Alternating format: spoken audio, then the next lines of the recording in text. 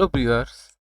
आज हम लोग बात करेंगे ऑप्शन के जो ऑप्शन स्कैल्पिंग में कौन सा ग्रीक यूज़ करना चाहिए और ऑप्शन डिलीवरी में कौन सा ग्रीक ग्रीक यूज़ करना चाहिए। इसमें से स्कैल्पिंग में कौन सा सबसे अच्छा होता है। ये आपका ये हो गया एटीएम, ओटीएम, आईटीएम, ठीक है। और आपका सबसे ऑप्शन ट्रेडिंग में सबसे ज़रूरी होता है लिक्विडिटी।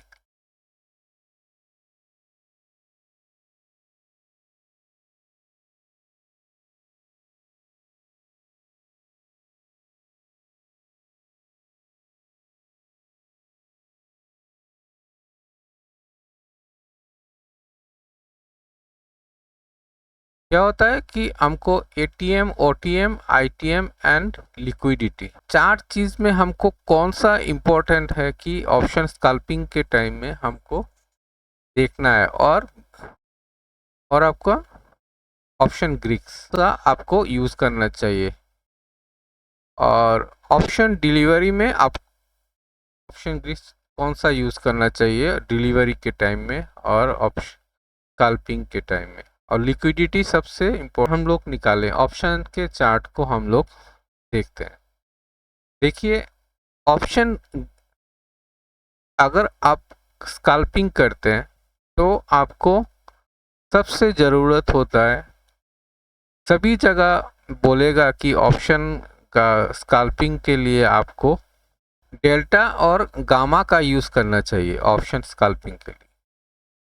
मगर एक चीज़ समझिए, अगर आप ऑप्शन स्कैल्पिंग कर रहे हैं तो आपको सबसे ज़रूरत है कि आपका मूवमेंट मूवमेंट आपका 2-3 मिनट के अंदर आपका मूवमेंट आ जाना चाहिए और आपसे वो निकल भी जाना चाहिए और वहाँ पे आपका लिक्विडिटी भी होना चाहिए। At the money strike price, यहाँ पे आपने इस स्ट्राइक प्राइस में आपने एंट्री किया। ये कितना है? 23,150, ठीक है। और आपने यहाँ पे एंट्री की है और प्राइस मूवमेंट आया। ये तो आपका निफ्टी का चार्ट है। Strike price in the money जो पोजीशन है, यहाँ पे भी इसका लिक्विडिटी रहता है। देखिए यहाँ पे वॉल्यूम कितना है, इसमें देखिए वॉल्यूम इतना है, बहुत ज़्यादा वॉल्यूम है। निफ्टी में क्या है कि प्रॉब्लम नहीं होता है, लिक्विडिटी इशू बहुत कम होता है, क्योंकि strike price deep in the money strike price अगर लेते हैं तो इसमें आपका कोई फ़र्क नहीं पड़ने वाला। ये 20 लॉट 20 लॉट लेंगे, 30 लॉट लेंगे, इसमें इतना डिफरेंस नहीं आता है। मगर अगर स्टॉक ऑप्शन में जाते हैं तो वहाँ पे लिक्विडिटी इशू आता है। तो लिक्विडिटी इशू को अगर आपको सेट आउट करना है तो आपको कभी भी डीप इन द मनी लेंगे तो प्रॉब्लम में आ जाएंगे। तो आप स्कैल्पिंग कर रहे हैं आप लोग, तो स्कैल्पिंग में क्या होता है कि अगर आप 3 मिनट 4 मिनट के अंदर अगर इसको स्क्वायर ऑफ नहीं करेंगे तो आपको लॉस हो सकता है। और सबसे बड़ी बात है कि आपका लिक्विडिटी अगर 3 मिनट में अपने मूवमेंट आ गया, इसके बाद अगर ऑप्शन में लिक्विडिटी नहीं रहता है तो आपका जो प्राइस है वो बिकेगा नहीं और मार्केट नीचे की तरफ चला जाएगा।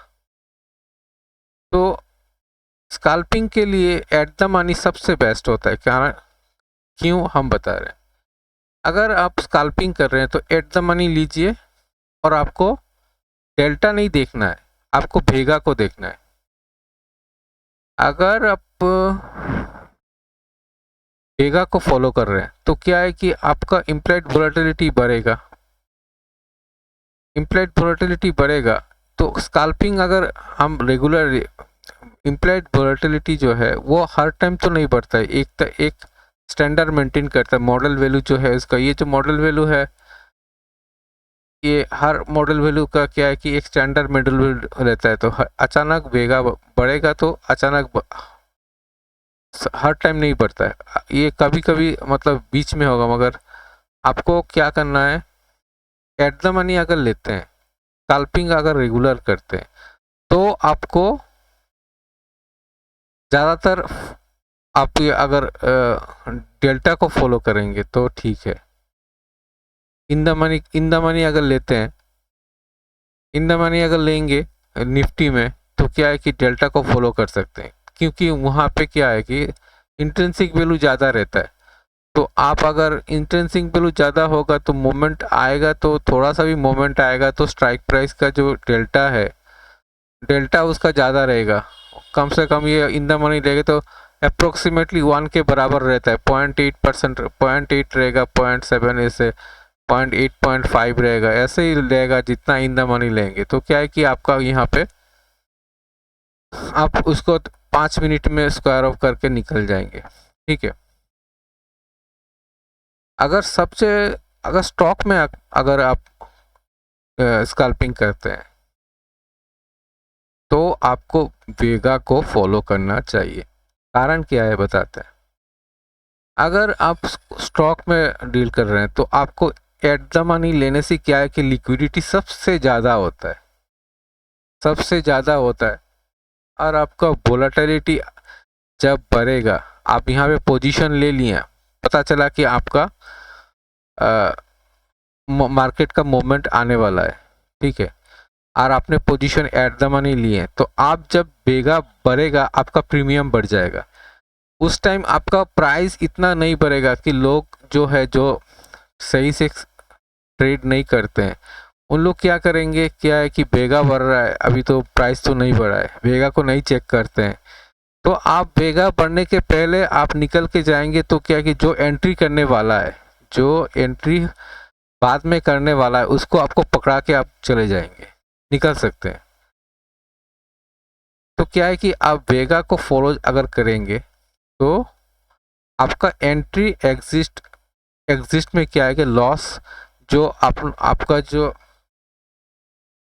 ट्रांजैक्शन कॉस्ट जिसको कहते हैं, ट्रांजैक्शन कॉस्ट मतलब आपने लिया, आपने यहाँ पे 174 रुपया पे लिया, ठीक है, ये 174 रुपया है और इसका लिक्विडिटी यहाँ पे नहीं है, इस स्ट्राइक प्राइस में लिक्विडिटी नहीं है, तो बिकेगा नहीं। तो क्या होगा, ये आ जाएगा, ये ऐसे करके 60 में आ जाएगा, 70 में आएगा, 60 में आ जाएगा, ऐसे करके गिरते रहेगा, मार्केट स्क्वायर ऑफ नहीं होगा।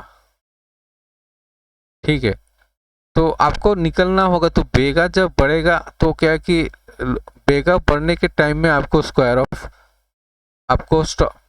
ऑफ करके निकल जाना है। तो क्या है कि आपका जो मुनाफा सही मुनाफा रहेगा। अगर प्राइस वेगा बढ़ने के कारण अगर 10 पॉइंट बढ़ता है तो आप 10 पॉइंट से निकल सकते हैं, कि मोमेंट जो आने वाला है उस टाइम आपको निकल जाना है।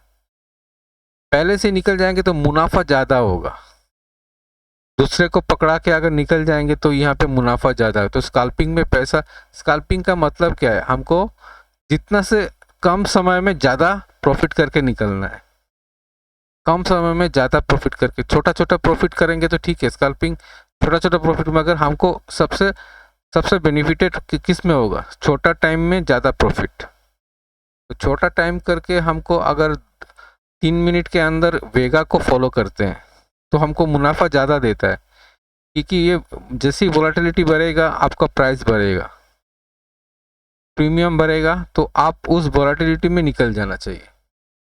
प्राइस का इफेक्ट आने के पहले ही आप निकल जाएंगे तो क्या है कि आपका लिक्विडिटी ज़्यादा मिलेगा और आप उस प्राइस में आप निकल सकते हैं।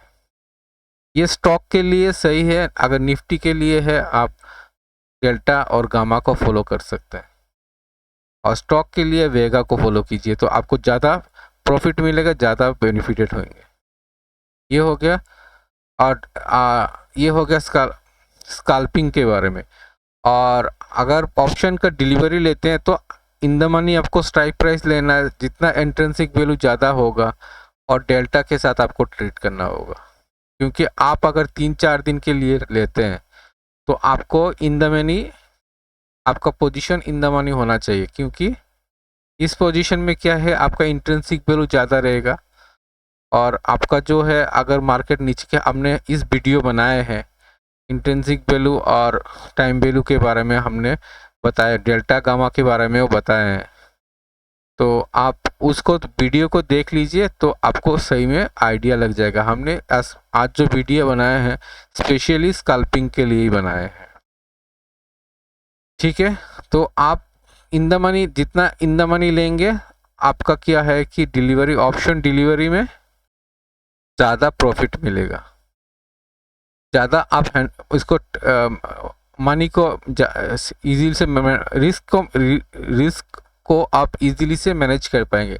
जितना इजीली से रिस्क मैनेजमेंट होता है वो आपको option deep in the money strike price में मिलेगा, आप अगर ऑप्शन डिलीवरी लेते हैं।